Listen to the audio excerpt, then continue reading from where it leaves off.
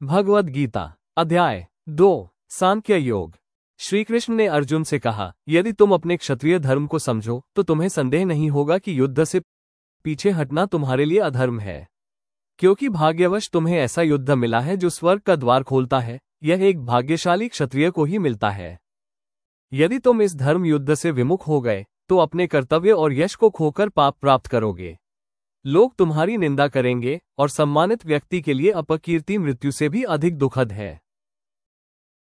जिन योद्धाओं ने तुम्हें वीर माना वे सोचेंगे कि तुम भय के कारण पीछे हटे हो। तुम्हारे शत्रु अपमानजनक बातें कहेंगे, तुम्हारे सामर्थ्य का उपहास उड़ाएंगे। इससे बढ़कर और क्या दुख होगा? यदि तुम युद्ध में मरे तो स्वर्ग जाओगे, यदि जीते तो पृथ्वी पर राज्य पाओगे। इसलिए उठो, युद्ध का संकल्प करो। सुख दुख, लाभ हानि, विजय पराजय, इन सभी को समान समझकर अपने धर्म में स्थिर हो जाओ और युद्ध करो। ऐसा करने पर तुम पाप नहीं कमाओगे। अब श्री कृष्ण कर्मयोग का उपदेश देते हैं।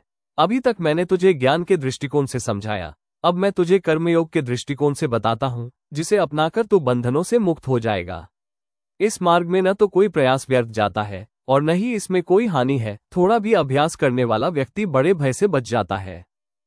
इस मार्ग में निश्चयात्मक बुद्धि एकाग्रचित होती है, लेकिन अनिश्चित मन वाले अनेक प्रकार की इच्छाओं में भटकते रहते हैं।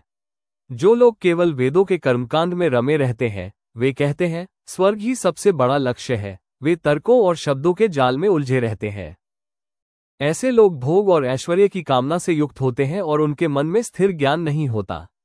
जब तक व्यक्ति भोग और सुख की कामना करता है तब तक वो स्थिर बुद्धि से युक्त नहीं हो सकता।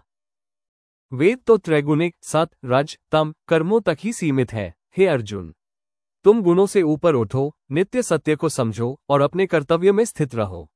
एक छोटे कुएं से अधिक लाभ जब पूरा जलाशय पास हो, उसी तरह एक ज्ञानी व्यक्ति के लिए कर्मकांड की आवश्यकता नहीं रहती।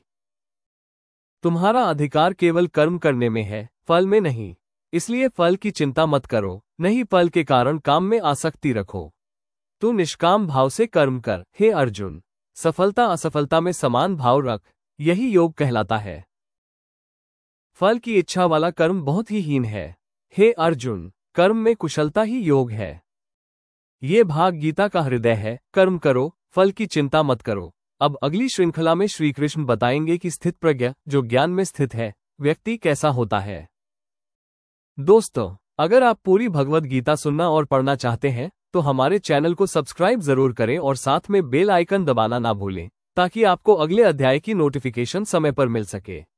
वीडियो को लाइक करें और कमेंट में अपनी राय जरूर साझा करें। धन्यवाद।